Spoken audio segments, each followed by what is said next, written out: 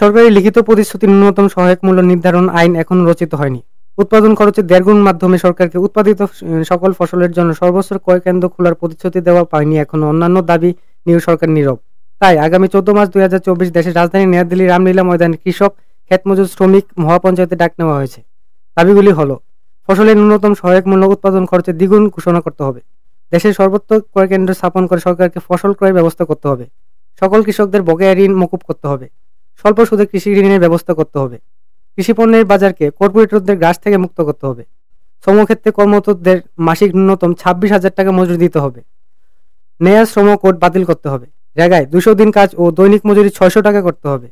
রাষ্ট্রায়ত্ত সংস্থার বেসরকারীকরণ করা চলবে না। শিক্ষা ও স্বাস্থ্যের বেসরকারীকরণ করা চলবে না। 2013 সালের LAR আইন প্রয়োগ করে জমি কেনা বেচা হস্তান্তরকে বৈধতা দিতে হবে। নির্মাণ শ্রমিকদের যাবতীয় ক্ষেত্রে ওয়েলফেয়ার বোর্ড গঠন করতে হবে। পুরানো পেনশন ব্যবস্থা ফিরিয়ে দিতে হবে। ICC অথবা CRPC সংশোধনের মাধ্যমে ঢুকিয়ে দেওয়া দানবীয় বিধি খারিজ করতে হবে। কাজের অধিকারককে সংবিধানে মৌলিক অধিকার হিসাবে স্বীকৃতি দিতে হবে। Bureau report, AGT live 24/7।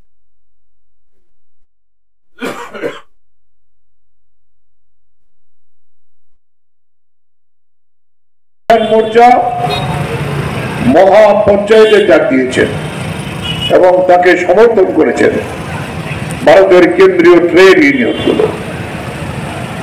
এই প্রশ্নেই তাতে অংশগ্রহণ করবেন পাঞ্জাব, হরিয়ানা, উত্তরপ্রদেশ, সেখানে রাজস্থান এবং মধ্যপ্রদেশের কৃষকরা। আর দেশের অন্যান্য জায়গায় রাজধানীতে 14 তারিখের পূর্বে কৃষকরা বিভিন্ন পদ্ধতিতে এর সমর্থন আন্দোলন করবেন। তাই আমরা আজকে এই অল্প সময়ের প্রস্তুতি নিয়েই এই গণ অবস্থানের ডাক দিয়েছি সংযুক্ত কিষাণ মোর্চার পক্ষ থেকে, এবং একে আমাদের রাজ্যের ট্রেড ইউনিয়নগুলো সমর্থন দিয়েছেন।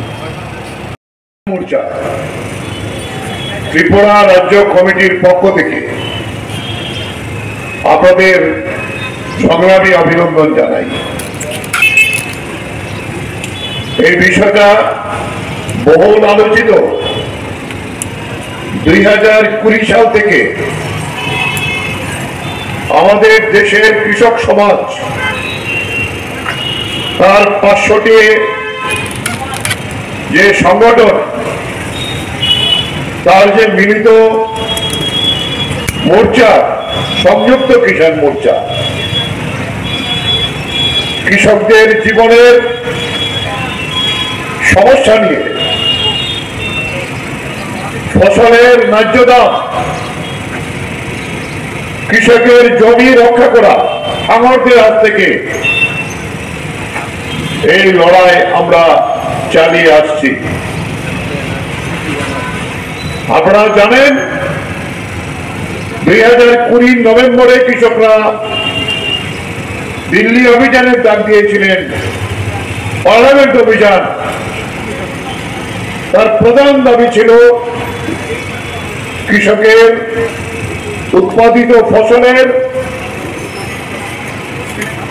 যে ন্যূনতম সহায়ক মূল্য MSP উৎপাদন খরচের 1.5 গুণ বেশি দিয়ে তা ঘোষণা করতে হবে সব ফসলের জন্য, এবং সরকারকে তা কেনার ব্যবস্থা করতে হবে। প্রধান দাবি। এই দাবির মধ্যে একটা প্রধান দাবি ছিল, আপনারা এটা জানেন, নরেন্দ্র মোদীর সরকার কোভিডের যখন পরিস্থিতি, ওই পরিস্থিতিতে সেখানে 3টি কৃষি আইন প্রণয়ন করেছিল, অর্ডিন্যান্স।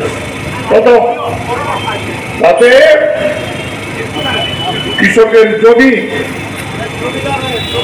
তাকে নিয়ে নেওয়া, এটাই ছিল তার মূল লক্ষ্য।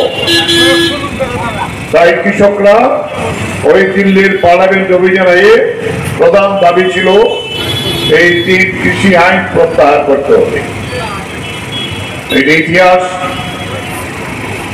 এই নরেন্দ্র মোদী যিনি কৃষকের কথা বলে এমএসপির গ্যারান্টি দেওয়া হবে 14 সালের নির্বাচনের পূর্বে। বিজেপি তার লিখিত ইশতেহারের মধ্যে এটা বলেছিলেন, কিন্তু সরকার এসে দেশের পুঁজিপতিদের স্বার্থে 2-3 আদানি আন্দোলনের স্বার্থে তাদের নির্দেশে পায় এই আইন তৈরি করেছিলেন।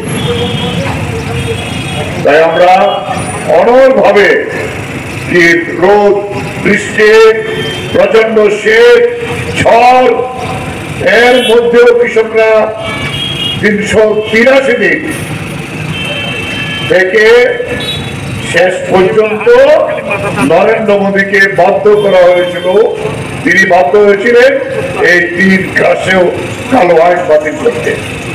এরপর আমাদের কৃষকদের প্রতিনিধির সঙ্গে বসে এটা লিখিত এগ্রিমেন্ট করেছিলেন।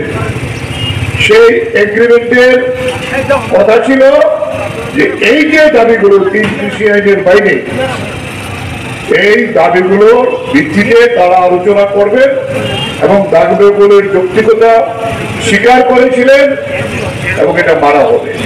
আজকে পর্যন্ত একবারের জন্য কৃষক প্রতিনিধিদের ডাকিনি এই আইন, সেখানে আমাদের যে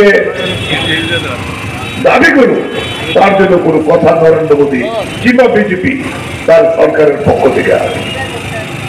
ইতিমধ্যে আমরা 16 ডিসেম্বর গ্রামীণ ভারত বন্ধ এবং শিল্প ধর্মঘট আমাদের কেন্দ্রীয় ট্রেড ইউনিয়ন গুলো দেখেছিল।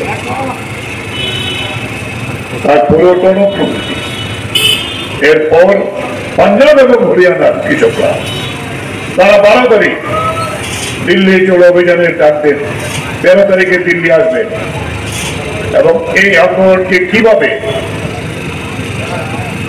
ভারতবর্ষের ইতিহাসে না পৃথিবীর ইতিহাসে এরকম ঘটনা ঘটেনি, যেভাবে তার কাটার পেরেক দিয়ে বাংলাদেশের সীমান্তের যে কাটাতারের বেড়া তা দিয়ে জাতীয় সড়কে পরীক্ষা খনন করে হাজার হাজার পুলিশ সিআরপি লেগিয়ে কেন্দ্রীয় সরকার এবং হরিয়ানা সরকার কৃষকদের বিরুদ্ধে যুদ্ধ ঘোষণা করেছিলেন।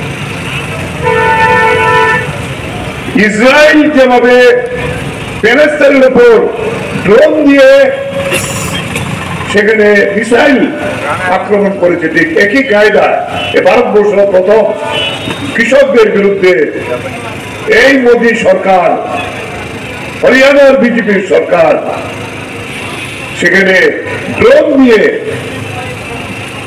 সেখানে এই কাঁদানো গ্যাস ছড়িয়ে